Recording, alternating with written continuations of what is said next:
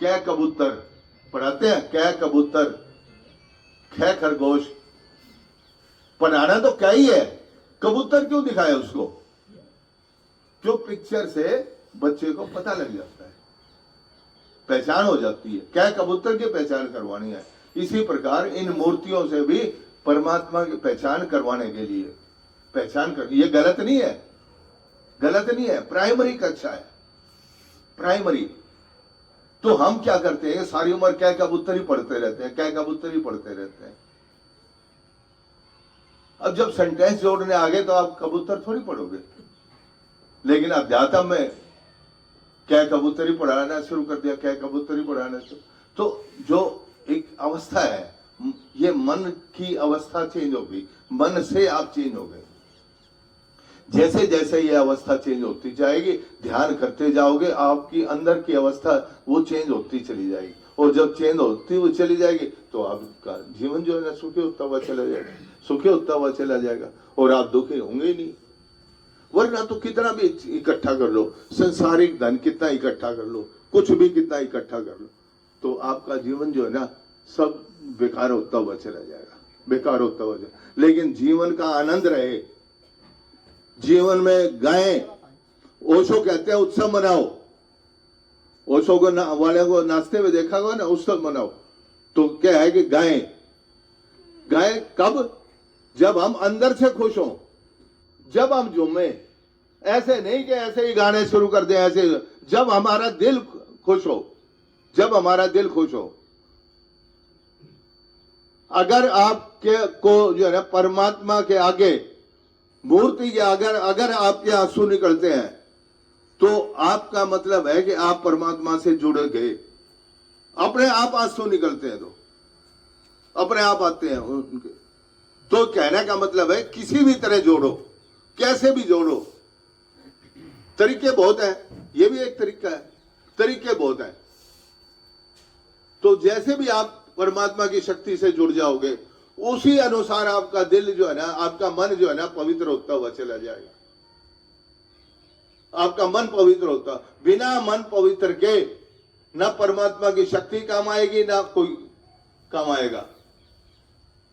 हम जो है ना, हमने अपना मन संसार को दे दिया, रिश्तेदारों को दे दिया, जो है ना इनमें फंसा दिया। जबकि मन जो है ना परमात्मा का को दे दो, और जो है ना अपने कर्तव्य अनुसार काम करो, बस अपना क्रिया करो। आप देखो, जो भी माँ बाप किसी से इच्छा करता है, बच्चों से इच्छा करता है, और बच्चे ना पूरी कर पाए तो बड़ा दुख होता है माँ बाप को। और एक माँ बाप इच्छा ही नहीं करता बच्चों से, और बच्चे थोड़ा भी लाके दे दें तो भी माँ बाप खुश रहते हैं। तो कौन सा अच्छा है, कौन सा माँ बाप अच्छा है? इच्छा ही ना, सीधी बात है। तो जैसे जैसे आप ध्यान करते जाओगे, ये स्थिति आती जाएगी कि आपको इच्छा ही ना हो, ये स्थिति आती जाएगी आपको इच्छा ही ना हो। और जब इच्छा ही ना हो तो आपके साथ सब कुछ अच्छा होगा, सब कुछ अच्छा होगा, सब कुछ अच्छा महसूस करते चले जाओ। तो एक ही बात कहूंगा कि सब कुछ काम करो, सब काम करो, सुबह शाम, 2 समय तो जरूर, 2 समय तो जरूर, सुबह शाम। क्यों सुबह? क्योंकि हम उठने के बाद हमें संसारिक काम करने हैं, तो परमात्मा की शक्ति को भर लो। उठते ही परमात्मा की शक्ति को भरो अंदर, मन के अंदर, और फिर काम करो। तो जब परमात्मा की शक्ति मन के अंदर भर गई और फिर आप काम करोगे, तो आपके काम जो है वो ठीक होते हुए चले जाएंगे, आपका डिसीजन ठीक होता हुआ चला जाएगा, आपके सारे व्यवस्थित काम होते हुए चले जाएंगे, सामंजस्य बन जाएगा। परिवार में, घर में, अड़ोस में, पड़ोस में, सब जगह सामंजस्य बनता हुआ चला जाएगा, सब जगह। तो जैसे जैसे आपका सामंजस्य बढ़ता, आप अंदर से खिले हुए रहोगे। तो ध्यान को करो और अपना काम करो, ध्यान करो, काम करो, स्वाभाविक कर्म करो, काम करो। जैसे जैसे स्वाभाविक कर्म करते जाओगे, तो वैसे वैसे आपके पिछले जीवन के भी कर्म करते हुए चले जाएंगे, और आगे के कर्म बनने बंद हो जाएंगे। सबसे बड़ी बात तो ये है कि आगे के कर्म आप रोज साफ कर रहे हो, रोज साफ कर रहे हो ध्यान में बैठ के।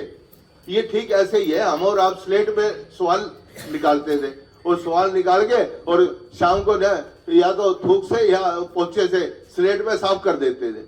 सवाल खूब निकाल लिए उसी स्लेट पर और बार बार में साफ कर देते थे। ठीक ऐसे ही आपके माइंड के अंदर बहुत सारे कर्मों के प्रभाव अंदर जाएंगे, बहुत सारे कर्मों के प्रभाव अंदर जाएंगे, लेकिन उनको रोज रोज साफ कर दो, रोज रोज साफ कर दो। कुछ पिछले भी साफ हो जाएंगे, रोज के तो साफ हो ही जाएंगे थोड़े, क्योंकि तुरंत के हैं, धीरे धीरे रोज के तो साफ हो ही जाएंगे।